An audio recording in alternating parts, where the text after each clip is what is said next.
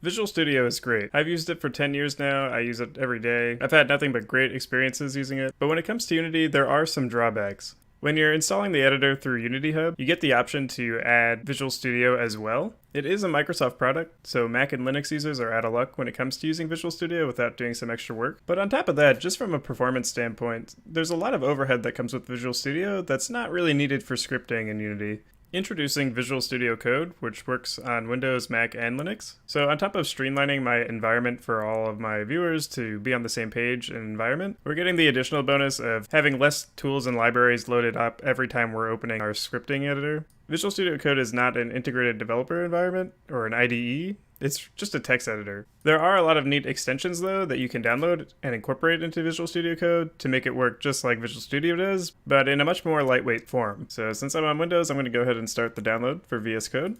I'll use the default path that designates. We have VS Code installed here with all the default settings. So I haven't installed this or set it up yet. I'm going to be doing it for the first time in this video, and I'm going to be following this official guide that Microsoft provides. It looks like first things first, we need to make sure our .NET Core SDK is up to date and installed. So I'm just going to go ahead to this link. I'll link everything in the description, by the way. I'm on a Windows machine, but they also have Linux and Macs as well. And so I'll download the SDK like it says. Hooray! Installation complete. So Windows only. It wants me to log back out and log back in or restart. So I'm going to do that really quick. Alright, I just restarted and I'm back. So it says we need to install the C# extension from the VS Code Marketplace. So in VS Code I'm going to go to Extensions. And here's the C# extension. Let's just install. Cool. Alright, that's finished. So in Unity, instead of Visual Studio being our default editor when we open up a script, we need to set it to Visual Studio Code. If you open up your File Explorer, you'll notice that there's this arrow in the top right, and if you expand and go to the View tab, make sure you have Hidden Items checked. You'll see why in a second. If we go to Edit, Preferences, External Tools, and then External Script Editor, if you installed Visual Studio Code in its default location, you'll need to go to Browse, and then go into your C drive, Users, your username, app data, which is a hidden file, so that's why we had to check that, local, programs, Microsoft Visual Studio Code, and then code.exe. So if you set that, it'll take a second, and then it will recognize it's Visual Studio Code, and we'll close it. So now when we try and open a script in Unity, there we go.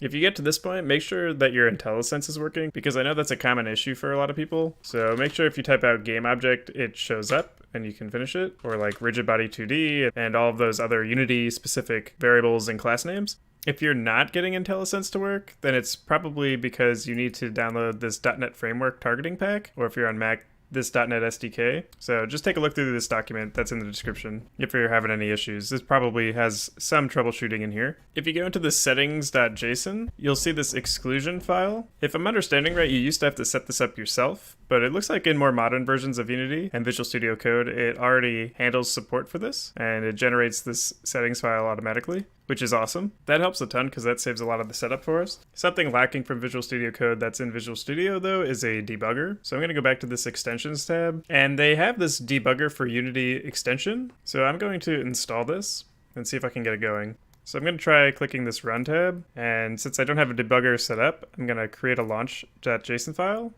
with Unity debugger, which we just installed the extension for. And it looks like it generated this launch file for us. I think it should work.